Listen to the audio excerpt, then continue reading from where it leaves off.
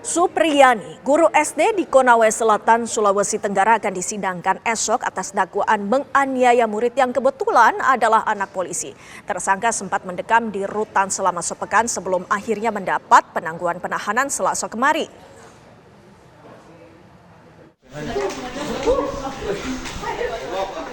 Inilah Supriyani, guru di SDN 4 Baitu, Kabupaten Konawe Selatan, Sulawesi Tenggara, yang pada Selasa 22 Oktober mendapat penangguhan penahanan. Sebelumnya, ia mendekam di rumah tahanan sejak 16 Oktober lalu sehubungan kasus hukum yang menjeratnya. Ia dilaporkan menganiaya siswi kelas 1 SD yang bahkan bukan murid asuhnya. Tapi kebetulan sang murid adalah anak seorang polisi. Tenang, Bu. Jangan penangguhannya, Bu. Ibu tenang, Bu, ya. Penangguhan, Bu. JPU, Jaksa Peneliti dalam MP21 perkara ini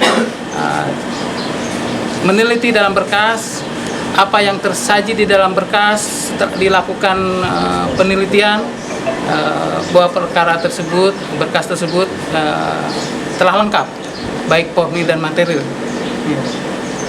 Sehingga jaksa yang melakukan penelitian menyatakan sikap perkara itu sudah lengkap.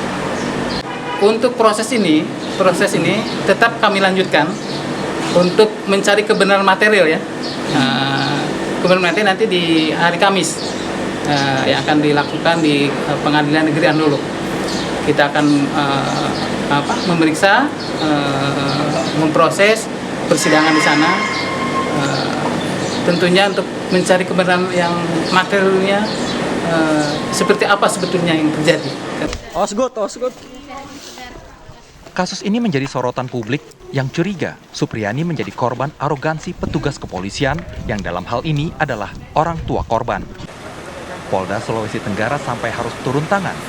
Namun Wakapolda memastikan tidak terjadi penyalahgunaan wewenang kepolisian dalam kasus ini. Terkait dengan isu-isu yang lain, ini masih kami dalami. Kami dari pihak Polda sudah menurunkan tim untuk mencari pembuktian terhadap isu-isu yang beredar. Pak, kalau menjawab bahwa isu ini ada kriminalisasi, seperti apa itu, Pak? Sedang kita dalami, tapi secara fakta, pembuktian secara yuridis material maupun formilnya ini sudah terpenuhi. Jadi untuk kriminalisasi bisa saya yakinkan itu tidak ada. Kalau rekayasanya bagaimana, Pak? Tidak ada. Meski tidak lagi ditahan di rumah tahanan, tapi bukan berarti Supriyani sudah bebas. Ia tetap akan disidangkan mulai Kamis 24 Oktober. Dari Konawe Selatan, Sulawesi Tenggara, Erdika Mukdir, TV One mengabarkan. Dan untuk membahas lebih lanjut kasus yang menjerat Supriyani, guru SD yang segera menjadi terdakwa karena menghukum muridnya, kita telah bersama kuasa hukum dari Supriyani, Andre Darmawan. Selamat siang, Pak Andre. Selamat siang, Bu. Ya, Pak Andre, pertama-tama kenapa Supriyani ini bisa sampai ditahan di rutan? Ibu Supriyani ditahan di rutan itu sejak kasus ini dilimpahkan di Kejaksaan. Tanggal 16 Oktober, kemudian Ibu Supriyani ditahan oleh jaksa. Nah, setelah ditahan jaksa, kemudian berkas ini dilimpahkan ke pengadilan. Nah, setelah kami mengajukan permohonan penangguhan di pengadilan, akhirnya pengadilan menangguhkan Ibu Supriyani. Terhitung mulai kemarin Ibu Supriyani sudah keluar dari lapas perempuan. Ini juga tidak lepas dari adanya tekanan publik yang menurut kami cukup luar biasa. Seperti itu. Pak Andre, apakah pasal-pasal yang dikenakan ancaman hukumannya di atas 5 tahun, Pak Andre? Iya. Kalau itu ancamannya di atas 5 tahun, ada pasal 80 ayat 1, Undang-Undang Perlindungan Anak, kemudian juga mereka ada pasal 351 ayat 1. Jika bisa kita membahas lebih lanjut mengenai kasus ini, seberapa parah luka para korban sehingga Ibu Supriyani terjerat kasus penganiayaan terhadap muridnya, Pak Andre? Ya, perlu kami tegaskan bahwa dari awal Ibu Supriyani tidak pernah mengakui telah melakukan penganiayaan. Nah, kalau kita membaca dakwaan jaksa mengatakan bahwa Ibu Supriyani memukul anak tersebut dengan gagang sapu sebanyak 1 kali. Tapi yang menjadi tidak sinkron itu berdasarkan bukti foto luka anak tersebut, itu lukanya seperti melepuh atau bekas tergores seperti apa. Nah, lukanya luar biasa. Kalau misalnya kita mengatakan bahwa jaksa mengatakan itu cuma dipukul sapu 1 kali, kok lukanya bisa luar biasa seperti itu. Nah, itu menjadi pertanyaan karena waktu awalnya ibu korban ini sempat menelpon mengaku kepada gurunya bahwa awalnya anaknya ini mengaku jatuh di sawah. Nah, tapi kemudian katanya setelah didesak oleh bapaknya, anak ini membuat pengakuan bahwa dia dipukul oleh Ibu Supriani. Nah, kepolisian dalam hal ini menetapkan tersangka Ibu Supriani itu menurut kami sangat sumir karena cuma berdasarkan 2 keterangan anak. Nah, sementara dalam KUHP kan kita tahu bahwa keterangan anak di bawah umur itu tidak bisa kita anggap sebagai keterangan saksi. Itu. Pak Andre, kami ingin mengkonfirmasi, berarti ini benar, apakah kasus berdasarkan pernyataan dari saksi saja yang merupakan barang bukti yang merupakan anak di bawah umur? Benar, Pak Andre? Iya. Tidak Kalau ada membaca barang bukti dakwaannya lainnya? seperti itu.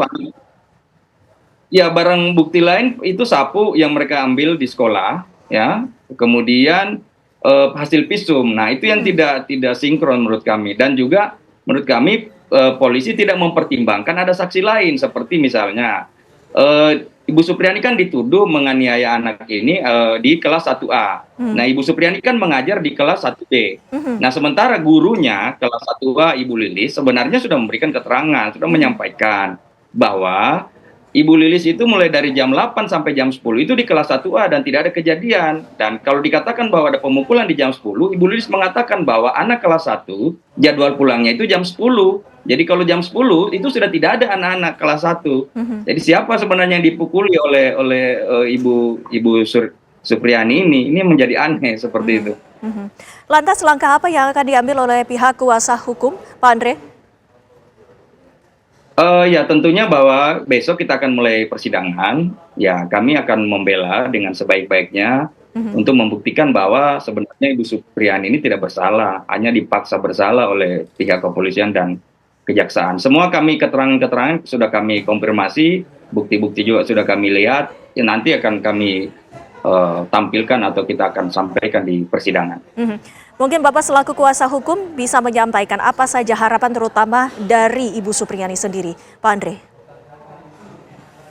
Iya, Ibu Supriani sampai kemarin masih menangis. Beliau sangat terpukul sekali. Beliau menyatakan bahwa 16 tahun dia mengabdi sebagai tenaga honorer dengan gaji 300.000 per bulan. Dia tidak pernah melakukan hal tersebut. Jadi selama karirnya dia tidak pernah melakukan kekerasan dan dia sangat terpukul apalagi sampai ditahan, dianggap menganiaya. Ibu Supriani berharap bahwa kasusnya ini bisa diadili dengan seadil-adilnya, seobjektif mungkin berdasarkan bukti dan fakta sehingga kita bisa memberikan keadilan kepada Ibu Supriani. Seperti itu. Baik, terima kasih kuasa hukum dari Ibu Supriani, Pak Andre Darmawan, waktunya bersama kami di Kabar Siang. Selamat siang, Pak Andre.